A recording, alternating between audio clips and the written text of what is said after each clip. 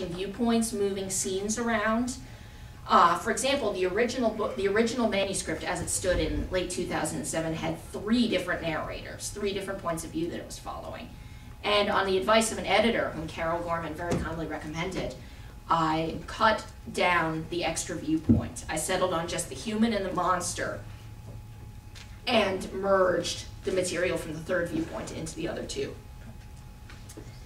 A lot of it, because there are going to be times when you're sick to death of it. You don't want to look at it anymore. It's just, no, go away. Get thee behind me, Satan. You don't want to have to do this anymore. But put it away for a couple of weeks, and then you can come back to it and look at it with a fresh eye. But you can't give up.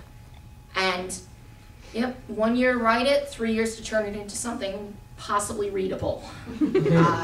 But it feels good, too, at the same time. When you look back on your original notes and you see, oh man, what was I thinking? Hey, this is cheesy. And then you look at what you've got and you realize, I made it, I made a difference, I did it. And then of course in 5 years you're going to be a much better writer than you were before, and you're going to look at your now finished product and say, oh jeez, no more. But for a time, do as much editing as you can. Polish it, clean it, snip at every possible loose thread. You know, there is no room for just sitting back on your butt and saying, eh, it's good enough. It's never good enough. But it's going to be pretty damn good by the time you're finished. How hard was it to work through it while still attending school? Oh boy. She looked like that all the time. Yeah, pretty much. I made the joyous mistake of a double major, in addition to a minor in philosophy, which meant that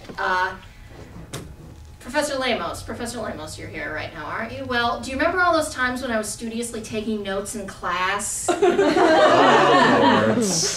Yeah.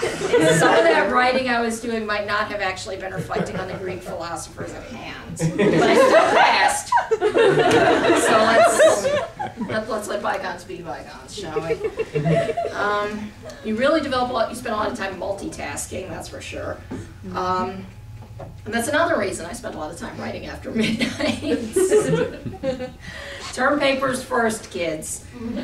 But for the most part, it was a lot of multitasking. It was a lot of take your notebook with you, write during lunch. If you have time between classes, get a soda out of the machine, sit in the lobby and do some writing there. If an idea comes to you, always have paper handy to scribble it down on. And after a certain point, you're going to lose some sleep. But when it gets finished and you've got the product in your hands, that makes it all worth it. But remember, it has to be a product you should at least think about selling. I believe it was Thoreau who said, nobody but a fool ever wrote except for money. And I entirely agree with him on that point, though I understand some of the faculty may disagree with me on that point. So how did you go about developing the storyline? Did you start with an ending in mind, or did you just start with an idea, this meeting, and then build from there? I did not actually have an ending in mind when I started working on this. For a while, I actually wrote myself into a corner because I was thinking, oh crud, how do you kill a boogeyman?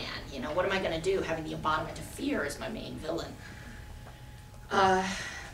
It just sort of evolved over time, I suppose. What I did was I worked out a basic plot line, and then I started writing scattered scenes from all along this plot line. Like, you start with a wire, and you start out by stringing beads on it. There's only going to be a few beads on there the first time, but they give it a little more structure, and then you can start building on that. And you have to be open to changing. If your characters really start evolving and they start taking on the life of their own, well, they take over your life too, but that's what if they start taking on a life of their own, you have to be open to the possibility that your ending will change. That's why I like not having a set ending in mind when you start with it. Sometimes it'll be just a scene, an idea, this mental image of, hey, that would be really cool. But if you have an ending in mind, sometimes that actually limits you, I think. I was working on a certain historical project for 3 years before I realized that one of the characters was going to die at the end. And that was really depressing, but at the same time I realized it couldn't end any other way. It was true to the character, it was true to the situation. So having an ending can be a good thing sometimes. It gives you motivation to keep going, to get to these scenes, but sometimes it can also limit you. So you can start with an ending, but you should be open to that ending changing. Mind you, this is all just me. You should probably talk to the more accomplished professional writers on staff too. Any other questions? Oh, Gordon? What have you heard from your readers? Do you have a blog? I mean, can they reply to? I've heard a few things. I'm active in a lot of online communities, fiction communities, fan fiction communities, and a lot of people, I've heard back from them. Somebody compared me to Neil Gaiman, which made me go, oh, no way, you're on drugs. But it was very flattering at the same time. I have heard a lot of people say that they do like the monsters. Boogeymen, as a rule, do not get a lot of play in fiction. There is a general movie called Boogeyman. I have not seen it. I do not intend to. It looks pretty bad. But for the most part, I think finding a monster that not a lot of people are familiar with seems to have struck a chord with a lot of the readership. I did get some feedback saying, oh, what, La Llorona, you know, the skull-faced woman. My parents used to tell me that story growing up, you know, and that's one of the best feelings of all, when you take that, somebody's childhood fear, and you bring it to life on the page. Yeah. What was the third point of view? I have to know. I have to know. I can't think of it. There are two main stories in Thief of Midnight. There's the monsters and there's the monster hunters. But the third point of view was somebody who was caught in the middle, an old woman named Giovanna di Francesca. She had been in Italy during World War II. She grew up there in the 30s and 40s. And when she was a child, the Italian boogeyman L'Uomo Nero had come to take her away, as he always does. He takes away the bad children. But for some reason, 2 years after he originally brought her back, now being a good girl, he came back to see her again. And for years afterwards, until she married a soldier and moved to America, he would come and visit her. And he would take her all over the world during the middle of the night. He would take her to Egypt. He would take her to see the pyramids and monuments.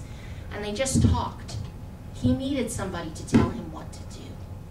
In the scene, you could see he was pretty dozy. There was something wrong with his head. That's actually a plot point. I can't say much more. But because he didn't have somebody to tell him what to do, he needed her help that way. Giovanna in the story right now is an old woman. She's in her 80s. She's very infirm. She's actually an inpatient in a hospital. But L'Uomo Nero still comes to visit her. And when El Cucuy announces his plan, the first place L'Uomo goes is to see Giovanna for advice.